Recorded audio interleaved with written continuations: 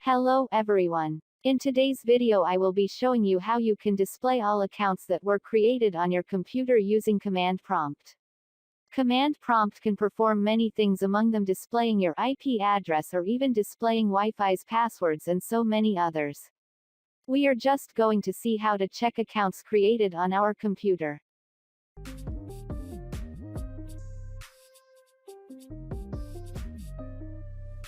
The first thing to do is to click on the Start menu to open up the search box. Type in command prompt and click on it once you find it.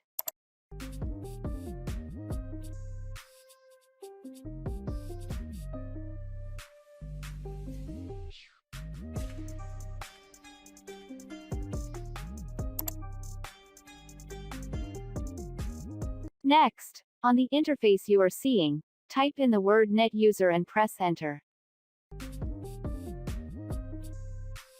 You should be able to see all accounts that are on your computer. You can even reset a password for any user account you want.